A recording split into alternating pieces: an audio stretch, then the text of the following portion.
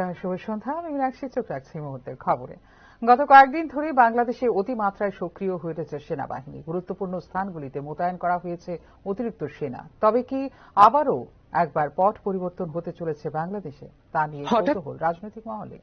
হঠাৎ করে পরিবর্তন হয়েছে বাংলাদেশের পরিস্থিতি। এক্ষেত্রে আচমকাই অতি সক্রিয় হয়ে উঠেছে সেনাবাহিনী। পরিস্থিতি বেশ থমথমে রাজধানী ঢাকার।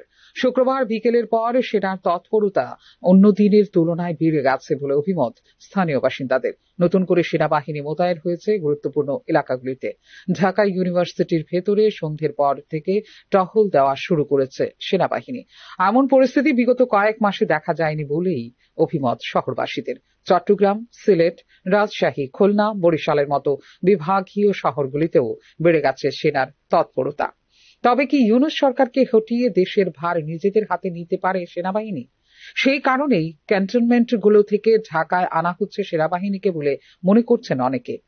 এই তৎপরতা এমন সময় শুরু হয়েছে যখন শেখ হাসিনাকে সরানো ছাত্র নেতৃত্বের সঙ্গে সেনাবাহিনীর তীব্র বিরোধ তৈরি হয়েছে আওয়ামী লীগকে নিয়ে নির্বাচন করতে হবে বলে সাফ জানিয়ে দিয়েছেন সেনাপ্রধান ওয়াকার উজ্জামান। এই সিদ্ধান্তে তীব্র বিরোধিতায় নেমেছে ছাত্র নেতৃত্ব, বিশেষ করে জাতীয় নাগরিক পার্টি। পরিস্থিতি উত্তপ্ত হয়ে উঠেছে জাতীয় নাগরিক পার্টির নেতা হাসনাত আব্দুল্লাহর ফেসবুক পোস্ট নিয়েও। আওয়ামী লীগের একাংশকে সামনে রেখে ওই দলের পুনর্বাসনের চেষ্টা হচ্ছে বলে এক ফেসবুক পোস্টে বিস্ফোরক দাবি করেন বৈষম্য বিরোধী ছাত্র আন্দোলনের নেতা হাসনাত আব্দুল্লাহ।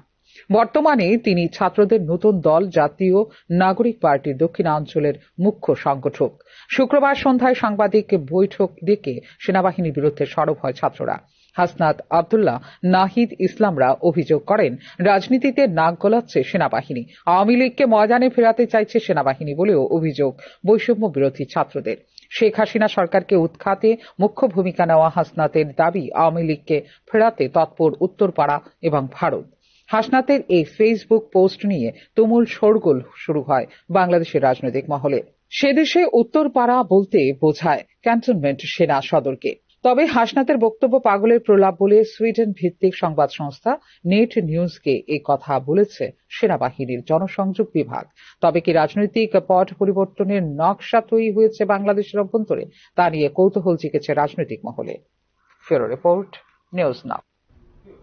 ত্রিপুরা হাইকোর্ট বার অ্যাসোসিয়েশনের পক্ষ থেকে সোমবার বিচারপতি অরিন্দম লোধকে বিদায় সংবর্ধনা জ্ঞাপন করা হয়। বিদায় সংবর্ধনা অনুষ্ঠানে বিচারপতি অরিন্দম লোধ ছাড়াও অন্যান্য সিনিয়র আইনজীবী, বিচারপতি সহ ত্রিপুরা হাইকোর্ট বার অ্যাসোসিয়েশনের সদস্যরা উপস্থিত ছিলেন। বিচারপতি অরিন্দম লোধ 1988 সালে আইনজীবী হিসেবে যোগদান করে গুয়াহাটি হাইকোর্টের আগরতলা বেঞ্চে অনুশীলন করেন। তিনি তার আইনি যাত্রায় বিভিন্ন সময়ে ইন্ডিয়ান অয়েল কর্পোরেশন, খাদি ও গ্রামোদ্যোগ কমিশন, উত্তর পূর্ব সীমান্ত রেলওয়ে এবং প্রসার ভারতীয় স্থায়ী আইনজীবী হিসেবে প্রতিনিধিত্ব করেছিলেন। বিচারপতি অরিন্দম লোধ ত্রিপুরার জন্য ইউনিয়ন পাবলিক সার্ভিস কমিশনের আইনজীবী প্যানেলেও ছিলেন। 2009 সালে ভারত সরকার তাকে গুয়াহাটি হাইকোর্টের আগরতলা বেঞ্চের সহকারী সলিসিটর জেনারেল এবং একজন সিনিয়র প্যানেল কাউন্সিল হিসেবে নিযুক্ত করে। 2018 সালের মে মাস থেকে বিচারপতি অরিন্দম লোধ ত্রিপুরা হাইকোর্টের একজন ভারতীয় বিচারক হিসেবে দায়িত্ব পালন করেছেন।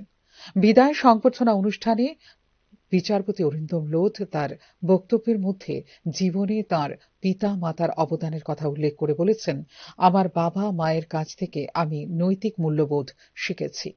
আমার বাবার নৈতিক মূল্যবোধ এবং আমার বাবার নীতিশাস্ত্রের মানসিকতা আমাকে উদ্বুদ্ধ করেছে।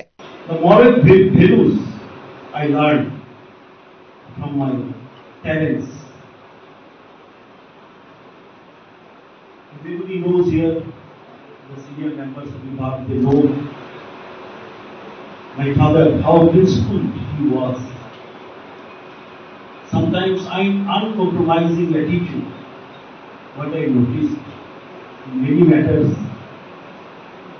he was in many problems. He was leading the bar. Sometimes he never compromised. When the issue and interest of advocates are involved. So, I think this mindset of my father, these moral values and ethics of my father, invite to some extent. বিচারপতি অরিন্দম লোধ দেওয়ানি সাংবিধানিক, ফৌজদারি, বৌদ্ধিক সম্পত্তি, শ্রম পরিষেবা এবং কর আইনে বিশেষজ্ঞ হিসেবে সকলে পরিচিত। ফিউরো রিপোর্ট, নিউজ নাও। গত অগস্টের ভয়াবহ বন্যায় বিমার কোনো টাকাই পেলেন না ক্ষতিগ্রস্ত কৃষকরা। বন্যায় সর্বশান্ত হয়েছেন হাজারো কৃষক, অথচ এই ক্ষেত্রে চুপ সরকার। সোমবার বিধানসভায় এমনটাই উল্লেখ করলেন বিরোধী দলনেতা জিতেন্দ্র চৌধুরী। কোটি কোটি টাকা নিয়েছে বিমা কোম্পানিগুলো।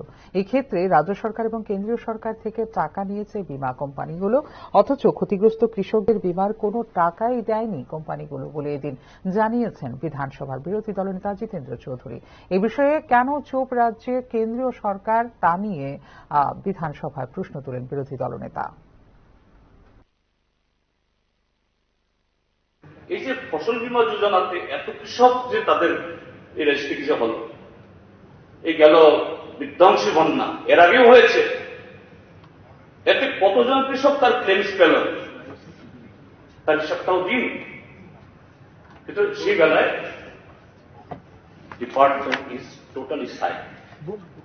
কিন্তু বীমা কোম্পানি, বেশিরভাগই প্রাইভেট কোম্পানি, প্রিমিয়াম হিসাবে কোটি কোটি টাকা নিয়ে গেল সেন্টার থেকেও, স্টেট থেকেও, বাট এই ফার্মার্স এরা পেল না। সে অর্থ আসতে পরে আমাদের কৃষিতে বিনিয়োগ হতো, এটা দেশের শিক্ষা ব্যবস্থা ধ্বংস করছে আরএসএস। ইউনিভার্সিটিগুলিতে নিয়োগ করা হচ্ছে তাদের লোক। জাতীয় শিক্ষানীতি এবং নিয়োগ সংক্রান্ত ইউজিসির প্রস্তাবিত নির্দেশিকা প্রত্যাহারের দাবিতে বিক্ষোভ প্রদর্শনীতে অভিযোগ করেন সংসদের বিরোধী দলনেতা রাহুল গান্ধী। বিরোধী নেতা রাহুল গান্ধী নেতৃত্বে সোমবার দেশ জুড়ে বেকারত্বের ইস্যুতে যন্তর মন্তরে বিক্ষোভ প্রদর্শন করে ভারত জোটের ছাত্র সংগঠনগুলো। জাতীয় শিক্ষানীতি বা এনইপি এবং নিয়োগ সংক্রান্ত ইউজিসির প্রস্তাবিত নির্দেশিকা প্রত্যাহার এবং ছাত্র ইউনিয়ন পুনরুদ্ধারের দাবিতে হয় এ বিক্ষোভ। দেশের সবচেয়ে বড় সমস্যা হল কর্মসংস্থান এবং সরকার এই বিষয়ে নীরব। দেশের শিক্ষা ব্যবস্থা ধ্বংস করছে আরএসএস এবং ভবিষ্যতে কেউ চাকরি পাবে না। বিশ্ববিদ্যালয়ের উপাচার্য পদে নিযুক্ত করা হচ্ছে আরএসএস এর লোক বলে মন্তব্য করেন বিরোধী দলনেতা রাহুল গান্ধী। एक संगठन हिंदुस्तान का जो भविष्य है, हिंदुस्तान का जो फ्यूचर है, हिंदुस्तान का एजुकेशन सिस्टम है, उसको खत्म करने में लगा है। उस इंस्टीट्यूशन, उस संगठन का नाम आरएसएस है। भाइयों बहनों, सच्चाई है कि अगर हमारा शिक्षा का सिस्टम उनके हाथों में चला गया, जो आस्ते आस्ते जा रहा है, तो ये देश बर्बाद हो जाएगा। इस देश में किसी को रोजगार नहीं मिलेगा और ये देश खत्म हो जाएगा। तो मुझे बहुत खुशी है कि सारे के सारे स्टूडेंट ऑर्गेनाइजेशन आज यहां आए हैं, क्योंकि आपकी जिम्मेदारी बनती है कि देश के स्टूडेंट्स को बताया जाए कि आज हिंदुस्तान की यूनिवर्सिटीज के सारे वाइस चांसलर आरएसएस नॉमिनेटेड है और आने वाले समय में स्टेट यूनिवर्सिटीज के वाइस चांसलर आरएसएस के नॉमिनेशन से बनेंगे। এদিনের বিক্ষোভে অংশ নিয়েছিল national students union of India, all India students association, students federation of India, all India students federation, Muslim students federation, Samajwadi ছাত্র সভা এবং ছাত্র রাষ্ট্রীয় জনতা দল। এর আগে যন্তর মন্তরে ইউজিসির নতুন নিয়মের বিরুদ্ধে প্রতিবাদ করেছিল ডিএমকে। ইউজিসির নতুন নিয়মগুলিকে স্বৈরাচারী এবং সংবিধান বিরোধী বলে অভিহিত করে অবিলম্বে তা প্রত্যাহারের দাবি জানিয়েছে ইন্ডিয়া জোট। সারা দেশে আরএসএস এর এজেন্ডা বাস্তবায়ন করতে চায় বিজেপি বলে অভিযোগ করে ইন্ডিয়া জোট। কর্ণাটক, তেলেঙ্গানা, হিমাচল প্রদেশ, ঝাড়খণ্ড, কেরল এবং তামিলনাড়ু ইতিমধ্যে বিরোধিতা করেছে ইউজিসির নতুন খসড়ার। উল্লেখ করা যেতে পারে, জানুয়ারি মাসেই বিশ্ববিদ্যালয় ও কলেজগুলিতে উপাচার্য, শিক্ষক এবং একাডেমিক কর্মীদের নিয়োগের জন্য খসড়া প্রবিধান জারি করে ইউজিসি। এই খসড়া অনুযায়ী রাজ্য বিশ্ববিদ্যালয়গুলিতে উপাচার্য নিয়োগের ক্ষেত্রে আরও ক্ষমতা দেওয়া হবে চ্যান্সেলরকে।